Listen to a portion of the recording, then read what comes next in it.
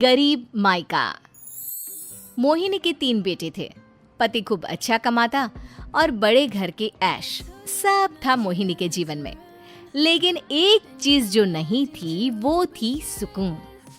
मेरी बहन और मेरा भाई दोनों गरीब, लेकिन मैं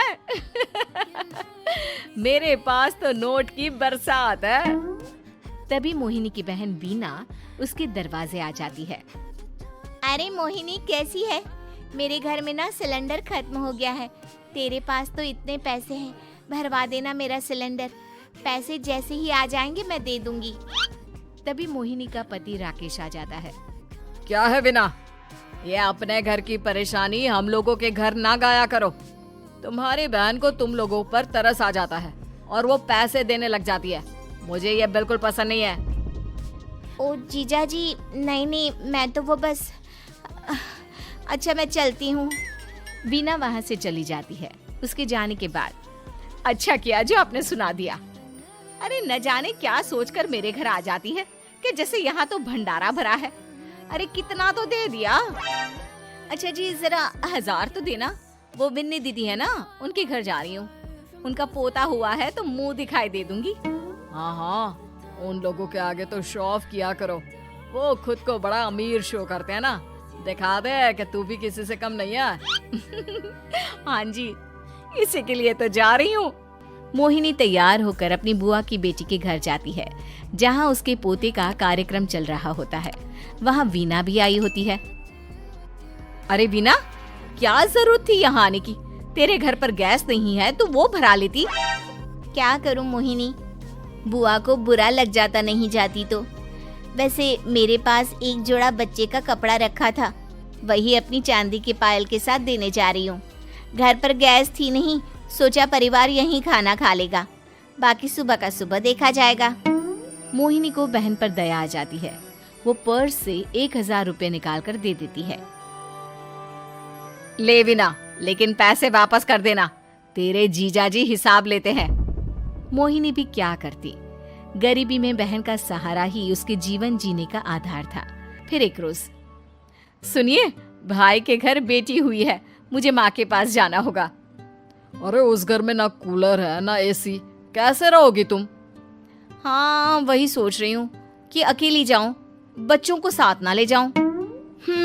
चले जाओ, लेकिन ये जो तुम अपने गरीब परिवार से मिलने चली जाती हो ना, मुझे बिल्कुल अच्छा नहीं लगता। पता नहीं मैं भी कैसे मैनेज करती हूँ, लेकिन क्या करूँ।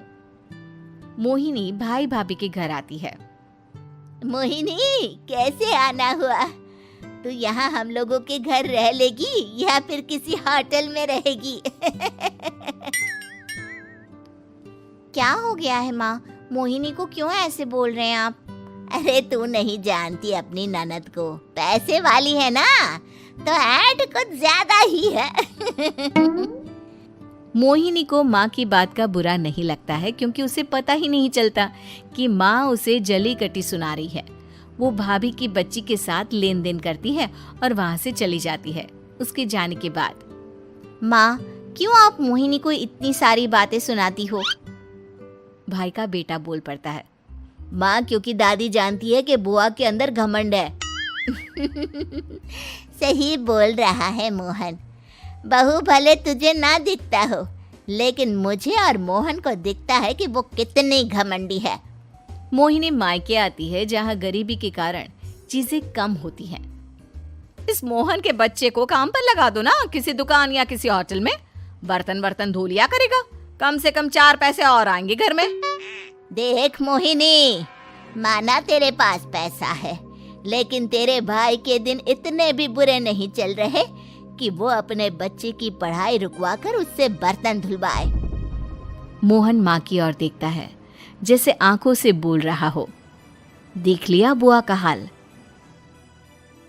हाँ मोहिनी, बात तो सही है, लेकिन अभी मोहन को पढ़ना है। आखिर तुम भी तो अपने दोनों बेटों को पढ़ा रही हो ना।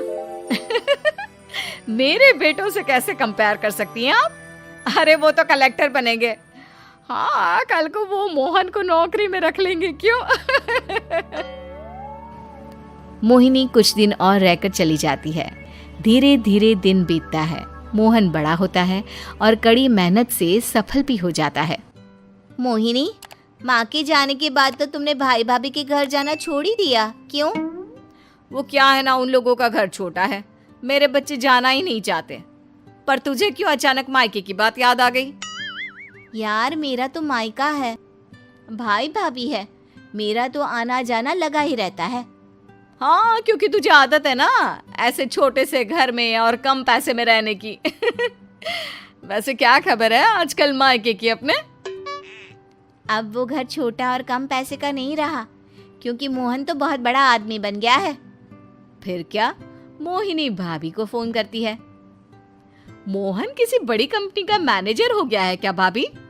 क्या ये सच है? हाँ मोहिनी दीदी, अब तो हम लोगों के गरीबी के दिन कट गए। आपके भाई ने कोई अच्छे कर्म किए होंगे जो हम लोगों का बेटा इतना अच्छा कमा रहा है। देख लो भाभी, पहले भी आपने कई गलतियां की थी, आप थोड़ा संभल कर चलना। भाभी को मोहिनी की बात समझ में नहीं आती कि वो क्या कहना चाहती है। फिर एक दिन वीना मोहिनी से कहती है, मोहिनी, हमारा भतीजा मोहन अच्छा कमा रहा है, क्यों ना मैं अपने बेटे की नौकरी के लिए उससे बात करूं? अरे बुआ का बेटा है, ये सोचकर मदद तो करेगा ना? हाँ हाँ, क्यों नहीं करेगा, उसके बुरे दिन में तो हम भी खड़े थे। मोहन को वीना फोन करती है और अपने बेटे की मदद करने की बात करती है। हाँ हाँ बुआ, क्यों नहीं, आप सिद्धार्थ को भेज दें, मैं अपनी ही कंपनी में उसकी नौकरी करवा देता हूँ। दिन बीतते हैं, अब वीना के हालात भी अच्छे हो जाते हैं। क्या बात है वीना, तूने भी कार ले ली, वो भी इतनी अच्छी? हाँ मोहिनी, अपने भतीजे के कारण तो हम लोगों के दिन अच्छे हो गए। उसने सिद्धार्थ की नौकरी लगवा दी है, वो भी शानदार। ठीक है, लेकिन पैसे ख्याल से खर्च करना। वो क्या है ना, पैसे आने आसान है लेकिन संभालने मुश्किल। मोहिनी घर पर अपने पति से बात करती है। देखो ना, सबके पास पैसे हैं, एक वक्त था जब मैं ही अमीर हुआ करती थी। लगता है कि ज्यादा दिन नहीं रह पाओगी, मेरी नौकरी को कुछ साल ही बचे हैं और तुम्हारे दोनों लड़के निकम्मे हैं। उन लोगों को बोलो ना कि नौकरी करे। तभी वहां मोहिनी के बेटे भी आ जाते हैं। अरे हमें क्या मोहन समझा है जो दिन रात गधे की तरह काम करते रहे? खैर, दिन फिरते हैं और मोहिनी के पति की नौकरी भी खत्म हो जाती है। मोहिनी क्या करे, थोड़े से पैसे में गुजारा नहीं हो रहा है, तो क्या करे, मेरी समझ में कुछ नहीं आ रहा। मोहन को बोलो ना कि वो इन दोनों के लिए नौकरी देखे, जैसे सिद्धार्थ के लिए नौकरी देखी है।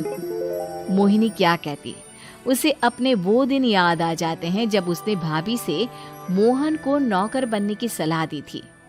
क्या हो गया, क्या सोच रही हो मोहिनी? यही कि वक्त कभी भी किसी का भी पलट सकता है, ऊपर वाले से डर कर रहना चाहिए।